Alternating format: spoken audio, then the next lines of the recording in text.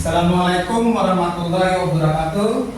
Yang terhormat Bapak Ibu Penilai Kinerja PPG, perkenalkan, nama saya Ahmad Riyadi, NPK 3812600620012, NEM 20251313000395, bidang studi pendidikan biologi, peserta PPG dalam jabatan Kementerian Agama Universitas Muhammadiyah Malang.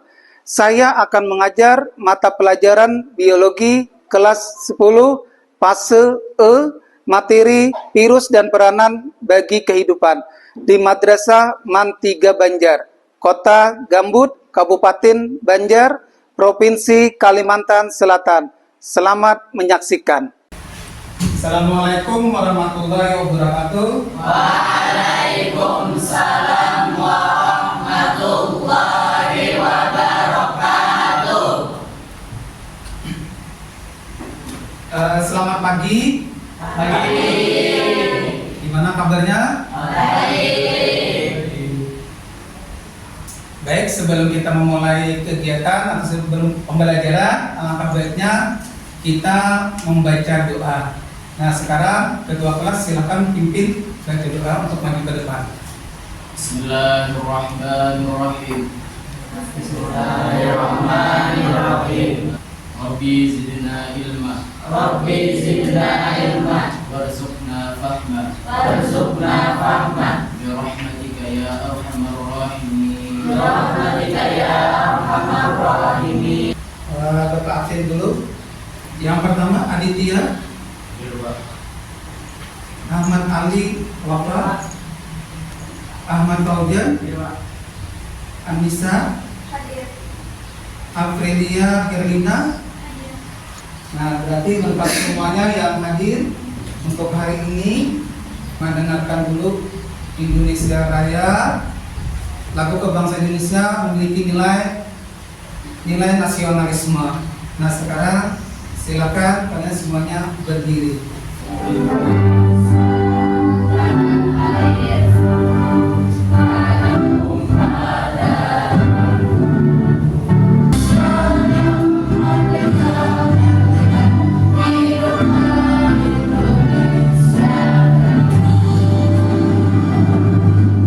Ya, silakan duduk kembali.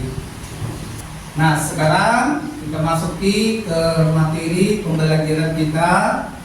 Mungkin kita pernah mengalami yang namanya sakit, baik batuk, flu, ataupun demam.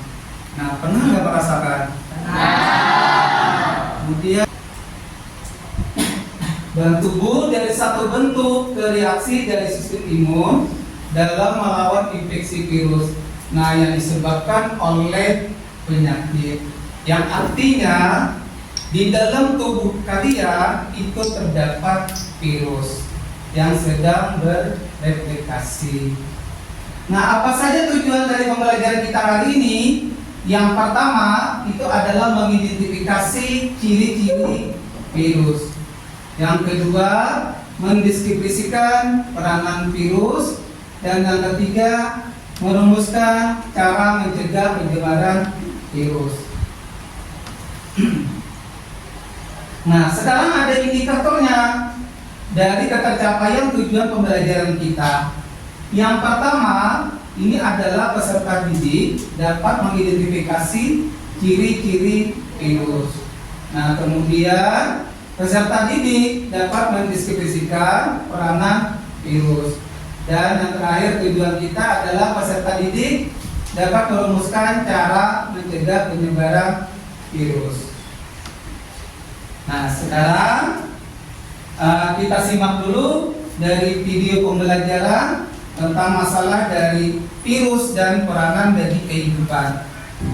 Virus memiliki struktur tubuh yang sederhana. Di pusatnya terdapat inti genetik yang bisa berupa DNA atau RNA. Inti genetik ini dibungkus oleh makroprotein yang disebut kapsid. Kapsid bisa memiliki berbagai bentuk seperti helix, ikosahedral, atau bentuk kompleks lainnya. Beberapa virus juga memiliki memiliki lapisan luar lipid yang disebut selubung. Selubung ini terbuat dari membran yang berasal dari sel host yang terinfeksi. Kalau kita lihat bagaimana sih hidup virus ini? Virus hidup sebagai parasit obligat atau parasit sejati. Tempat hidupnya di dalam jaring tubuh organisme, misalnya di tubuh manusia, hewan, dan tumbuh-tumbuhan. Jadi, virus hanya dapat hidup secara parasit pada sel organisme lainnya.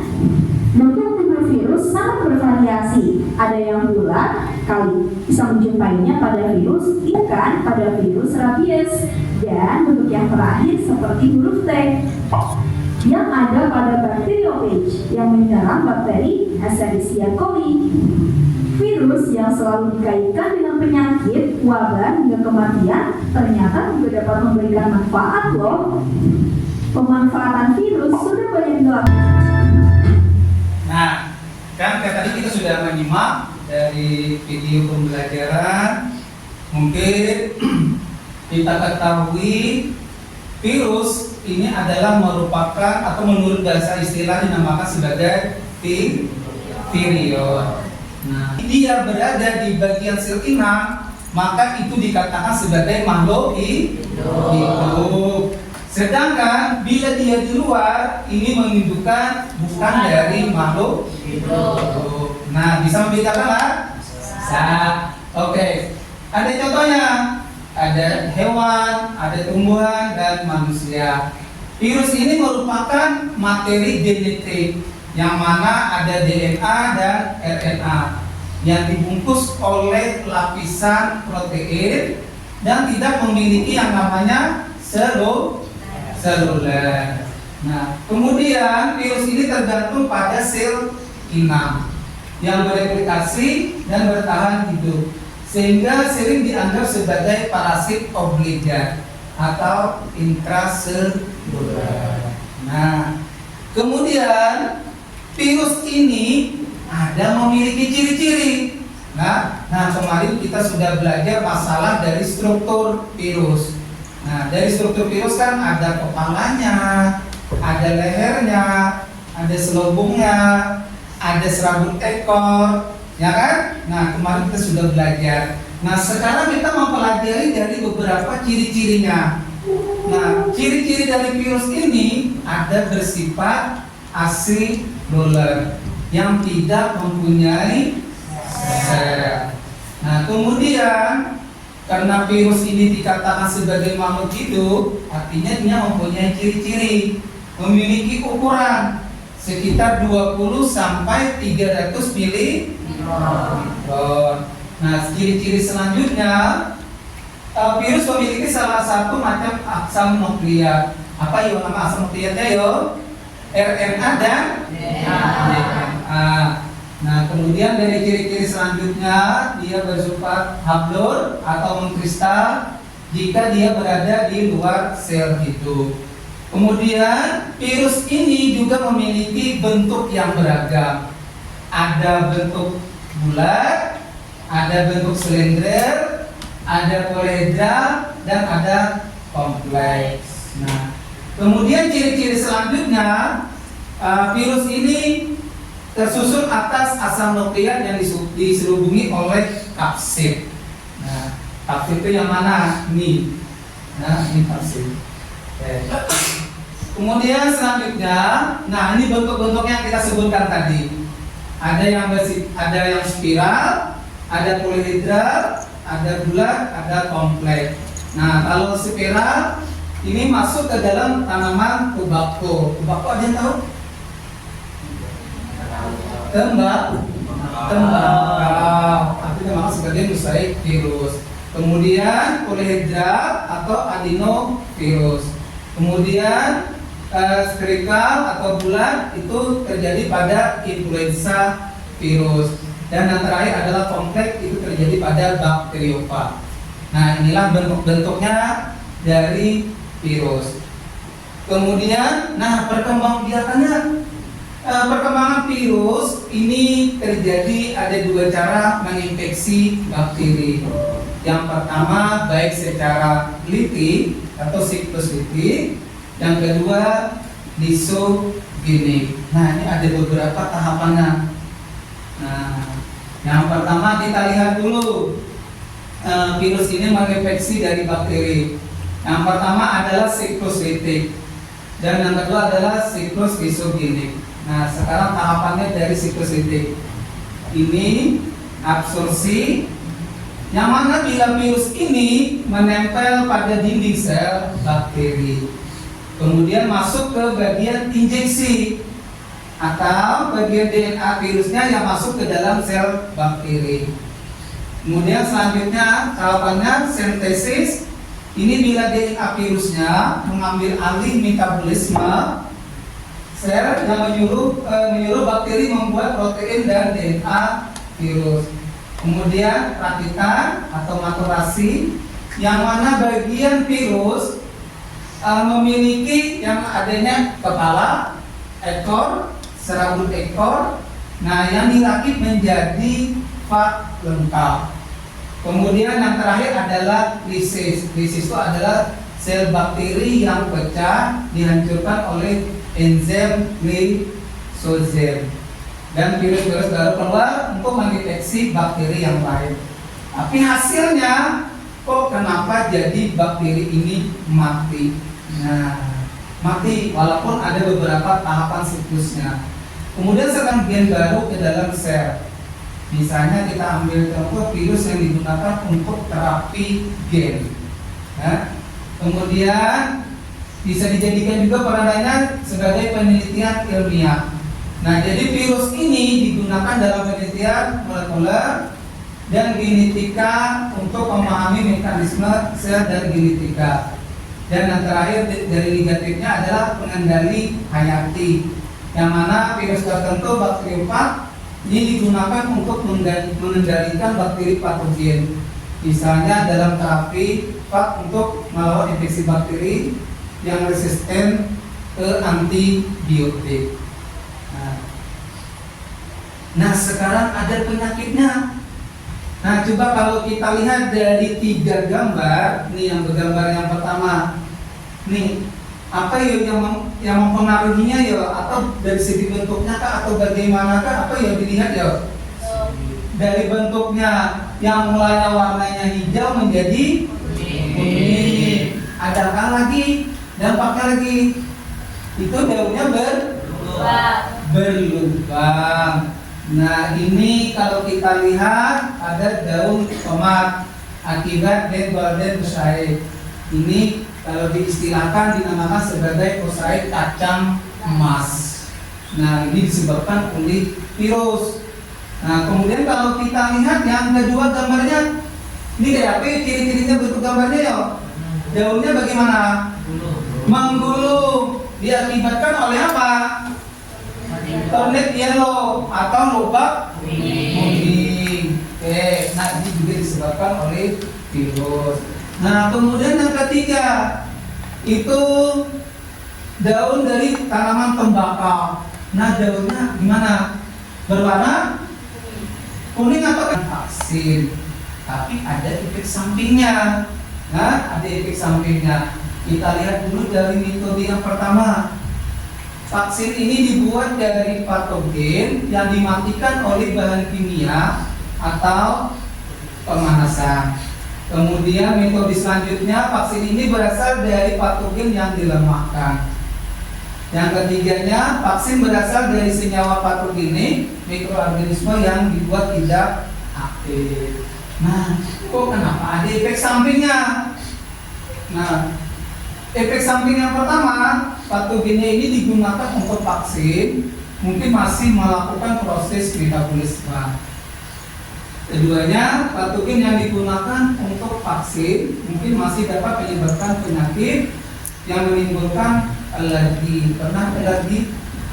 Karena biasanya kalau alergi apa? Gatal-gatal ya? Ya, gatal-gatalnya di bagian kulit atau badan. Oke.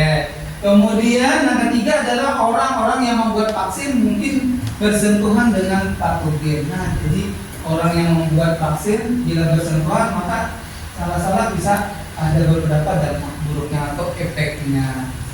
Oke, kan? Nah, Kenapa vaksin sangat penting?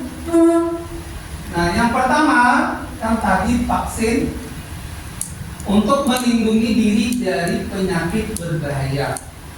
Apalagi kayak tadi penyakit pada manusia kan tadi kalau kita lihat lumayan ganas lah. Nah, apalagi kayak hepatitis tadi kan matanya kuning.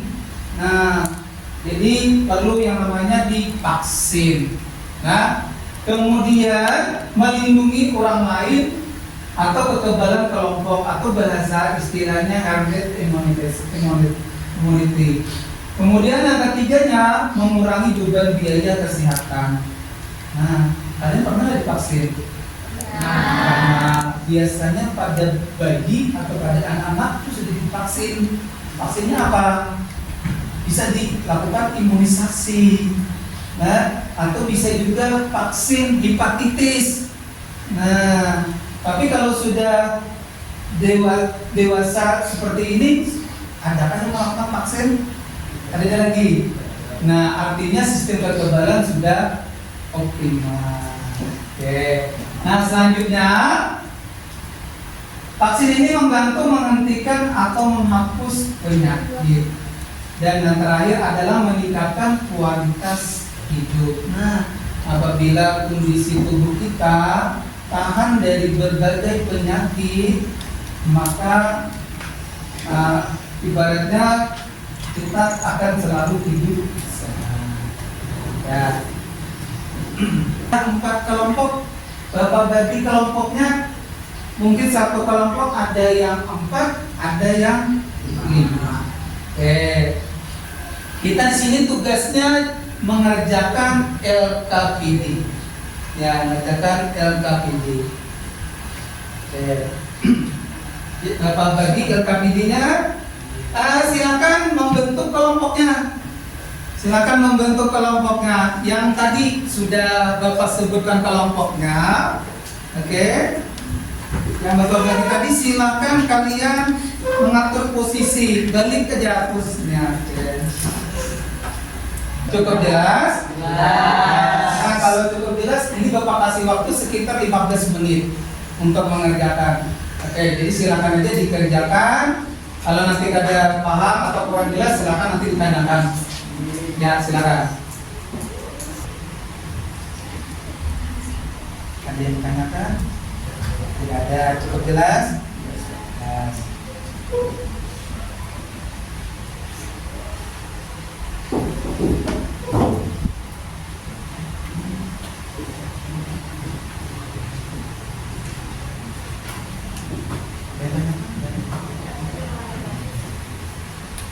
Kita waktunya cuma 15 menit lah. 15 menit.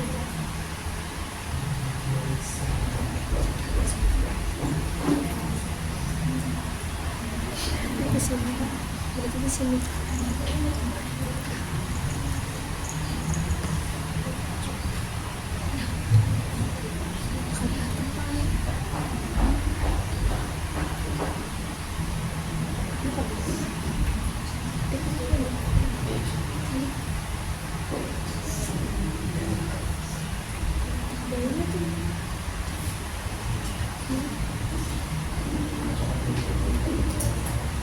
Selesai? Sudah selesai?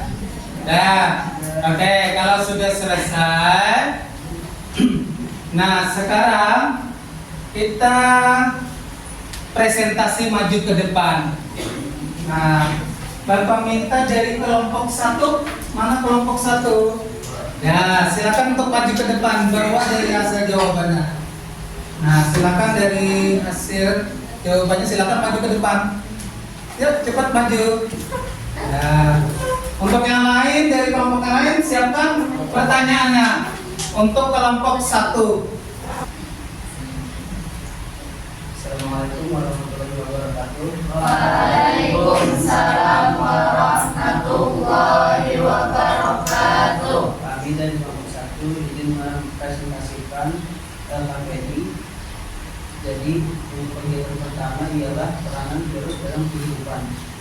Jadi peran merugikan virus ialah namanya nomor 1 influenza. Peran merugikannya ialah mengganggu sistem pernapasan. Sistem kerja influenza saluran pernapasan. Nomor 2, HIV. Peran merugikan HIV ialah merusak sistem kekebalan tubuh. Sistem kerja HIV masuk melalui darah atau cairan tubuh. Yang ketiga ialah cacar air. Peran merugikan cacar air ialah merusak dari kulit.